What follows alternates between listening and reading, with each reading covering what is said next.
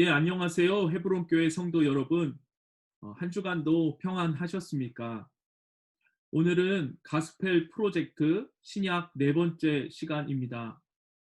오늘은 소년 예수님이 아버지 집에 계시다라는 제목으로 예수님의 소년 시절에 대해서 함께 살펴볼 것입니다.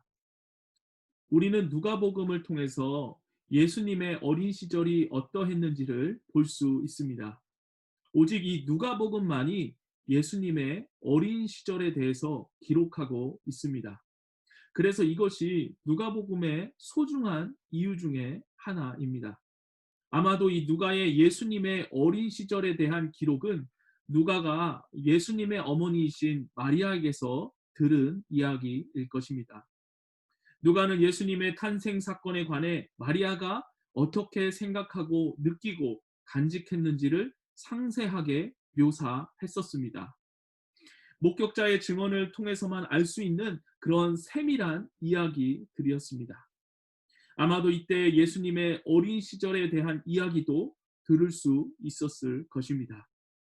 그래서 누가는 예수님의 어린 시절에 대해서 아버지 요셉의 죽음, 또 형제들과의 관계, 또 목수로서의 직업, 이러한 것들, 이 예수님에 대한 다양한 이야기들을 기록하고 있는데, 그런데 한 가지 눈여겨보게 되는 것은 누가가 소년 예수님이 성전에 방문한 사건을 아주 중요하게 다루고 있다는 점입니다. 도대체 왜 그랬을까? 예수님의 어린 시절 이야기를 살펴보는 가운데 이 이유가 밝혀지게 될 것입니다. 오늘 이 시간에도 세 가지 핵심 내용으로 살펴보게 될 텐데요. 첫째로 예수님은 하나님의 율법을 배우고 사모하였습니다. 예수님은 헤롯 안티파스가 통치하는 그 갈릴리 지역에서 자라셨습니다. 그와 달리 남쪽은 로마 총독의 통치를 받고 있었습니다. 남쪽에 사는 유대인들은 갈릴리에 사는 유대인들보다 자신들이 율법을 더 잘 지킨다고 생각했습니다. 예수님의 가족들은 갈릴리에 살고 있었지만 하나님의 율법에 충실했습니다. 이에 대해 누가는 요셉과 마리아가 유월절을 지키기 위해서 해마다 갈릴리에서 걸어서 예루살렘으로 갔다고 그렇게 기록하며 이것을 증거하고 있는 것이지요. 예수님의 가족들은 유월절 축제에 참여하기 위해서 예루살렘으로 향했습니다. 예수님도 이때 그 부모인 요셉과 마리아를 쫓아 유월절을 지키기 위해 예루살렘으로 고된 길을 떠났던 것이죠.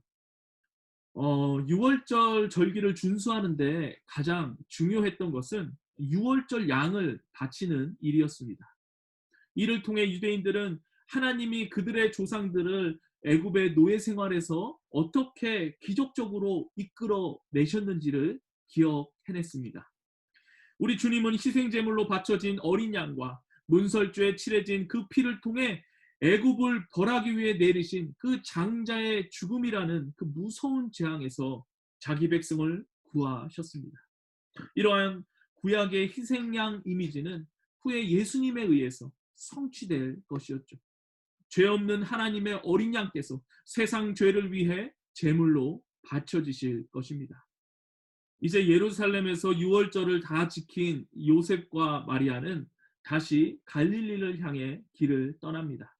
그들은 하룻길을 가고 나서야 어린 아들이 사라진 것을 깨닫게 됩니다.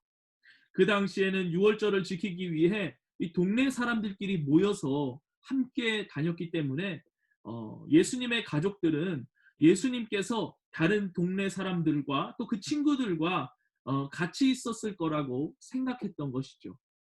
요셉과 마리아는 다시 하룻길을 걸어서 예루살렘으로 돌아갑니다. 그들이 온종일 찾아 헤맨 끝에 성전 뜰에서 선생들과 앉아서 그들의 가르침에 귀를 기울이고 있는 어린 예수를 발견할 수 있었습니다. 훗날 예수님은 젊은 랍비가 되어 바로 그 뜰에서 사람들을 가르치시기도 하셨죠. 누가는 예수님이 12살 소년답게 선생들에게 듣기도 하며 묻기도 하셨다고 기록하고 있습니다. 어른들과 성경, 여기서는 당연 구약 성경을 말합니다. 예수님께서는 어른들과 구약 성경에 관한 이야기를 주고받을 수 있는 나이가 되었던 것이죠. 누가는 성전에서 예수님의 이야기를 듣던 사람들이 그 지혜로움에 감탄했다고 그렇게 기록하고 있습니다. 예수님이 토론에 적극적으로 참여해 묻기도 하고 대답하기도 하셨다는 것을 알게 되는 것이죠. 아마도 이때가 예수님의 생애에서 하나님의 아들이 자신의 특별한 부르심을 깨닫게 된 순간이었던 것이죠. 그렇게 해마다 부모와 함께 예루살렘으로 가셔서 하나님의 성전에 들어가셨던 소년 예수님은 이제 독특한 방식으로 그곳이 하나님의 집임을 깨닫게 된 것이죠. 예수님께서 보여주신 모습, 하루 종일 율법을 읽고 토론했다는 것은 그만큼 율법을 사모했다는 것을 의미하는 것입니다. 성전에 머무셨던 소년 예수님은 이와 같이 율법에 대한 열정을 보이셨던 것입니다. 두 번째로 48절로 50절에서 살펴보게 되는 내용은 예수님께서 하나님 아버지의 일에 참여하신다는 것입니다. 여기서 어찌하여 우리에게 이렇게 하였느냐라는 이 마리아의 말은 어머니로서의 당연한 질문 같습니다. 사실 이 마리아의 질문은 어떤 대답을 바라고 던진 질문이 아니었을 것입니다. 마리아는 그렇게 말할 수밖에 없었을 것입니다. 마리아는 예수님이 사흘 동안 사라진 이유를 이해할 수 없었습니다. 그런데 소년 예수님은 자신의 부모가 왜 화가 났는지, 왜 자신을 찾았는지 어리둥절하실 뿐이었습니다. 예수님은 오히려 그들이 왜 자신을 찾았는지에 대해서 궁금해 하셨습니다. 예수님의 생각에는 하나님 아버지가 계신 아버지의 집에서 아버지의 일에 참여하는 것이 당연했기 때문입니다. 경솔하거나 부주의해서가 아니었습니다. 예수님은 자신이 누구신지를 아셨고 그대로 행동하셨습니다.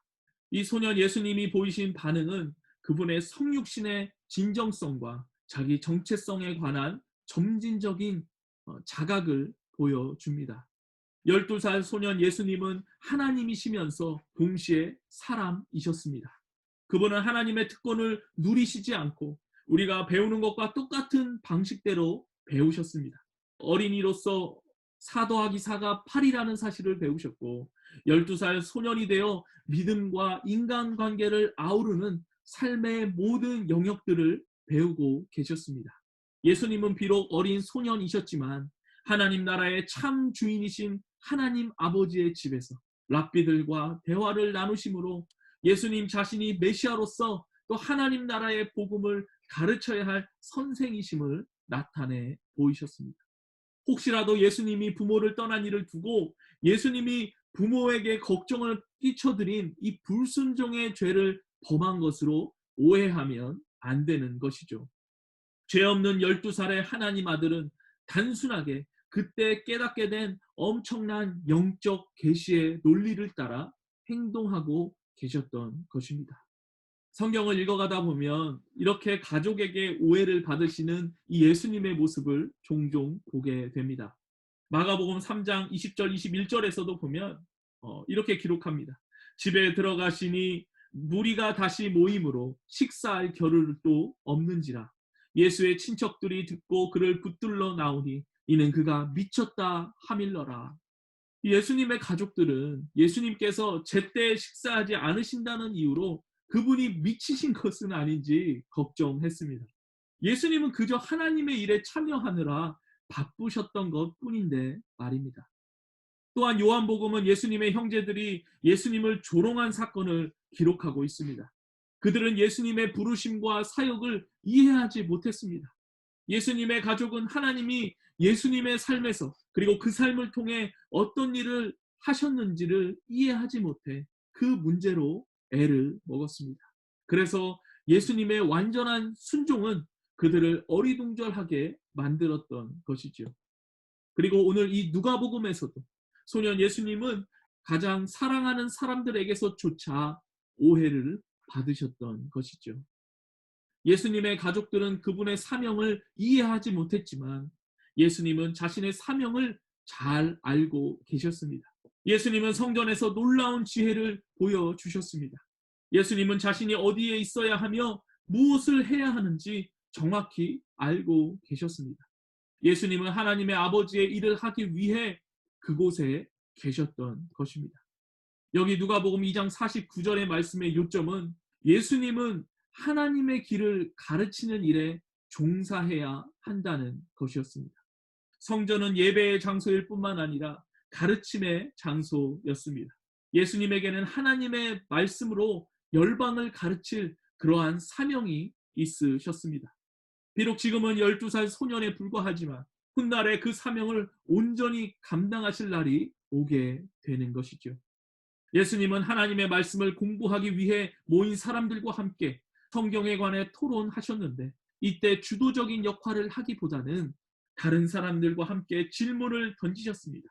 랍비들 사이에서는 중요한 질문을 할 줄 아는 사람이 높게 평가받았습니다. 대답을 듣는 것보다 질문을 던지면서 더 많은 것들을 배우게 되기 때문입니다. 예수님은 사역을 하시면서 생각을 가다듬게 하는 질문들을 종종 던지곤 하셨습니다. 이것이 훌륭한 교사의 특징인 것이죠. 우리 또한 마찬가지입니다. 우리 또한 하나님의 말씀을 중심으로 하는 그 믿음의 공동체에 함께함으로써 공동체의 삶에 참여하게 됩니다. 그것은 처음부터 예수님의 삶의 경험에 동참하는 것을 의미합니다. 우리는 말씀이 들려지고 쉐어되는 곳에 함께 있어야 합니다. 그리고 다른 이들도 이러한 말씀의 공동체에 참여할 수 있도록 그들을 격려해야 합니다. 세 번째로 살펴볼 내용은 예수님께서는 하나님과 사람에게 사랑스러우셨다는 것입니다. 누가는 51절에서 우리에게 예수님께서 부모에게 온전히 순종했음을 분명히 알리고 있습니다. 10계명의 5번째 계명이 내 부모를 공경하라는 것이기 때문입니다. 소년 예수님이 가족과 떨어지게 되는 것은 그분이 불순종하셨기 때문이 아니었습니다. 앞서 살펴보았듯이 예수님의 가족이 그분을 제대로 이해하지 못했기 때문이었습니다. 걱정하는 어머니 마리아에게 보인 반응도 대드신 것이 아니었습니다. 이렇게 제대로 이해받지 못하는 상황은 예수님의 생애 내내 이어져 갔던 것이죠. 소년 예수님은 가족과 함께 나사렛으로 돌아가 순종하는 아들로 지내셨습니다. 그리고 지혜와 키가 자라면서 하나님과 사람에게 더욱 사랑스러워지셨습니다. 예수님은 완전한 사람으로 사시면서 경건한 가정뿐 아니라 믿음의 공동체에도 함께 참여했습니다. 다양한 관계를 맺으면서 더 많이 알아가셨습니다. 모든 면에서 예수님은 완벽한 모범이 되어 주셨습니다. 예수님은 내 부모를 공경하라는 말씀에 온전히 순종하셨습니다. 그 결과 우리를 대신해 율법을 성취할 수 있었습니다. 심지어 이해받지 못하는 상황에서도 순종하심으로써 하나님께서 우리 위해 세워주신 그 권위에 대한 순종이 감정에 따라 좌우되어서는 안 된다는 것을 일깨워 주셨습니다. 하나님의 말씀에 순종한다면 하나님께서 세워주신 권위자들에게 순종해야 하는 것입니다. 한편 52절은 이 이야기가 시작되는 40절과 들어맞습니다. 두 구절 모두 예수님이 사랑을 받으며 지혜롭게 성장하셨다고 말합니다. 마리아에게 약속하신 은혜가 예수님의 삶에도 아낌없이 부어졌던 것이었죠. 예수님을 따르는 사람들은 셀 수 없이 많았습니다.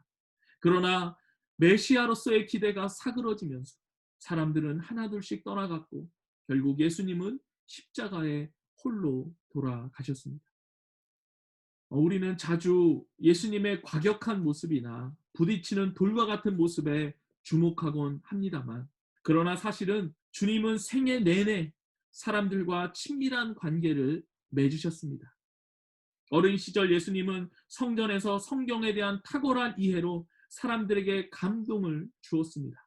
이것을 시작으로 사람들로부터 계속해서 그 사람이 말하는 것처럼 말한 사람은 이때까지 없었나이다 라는 찬사를 들으셨습니다.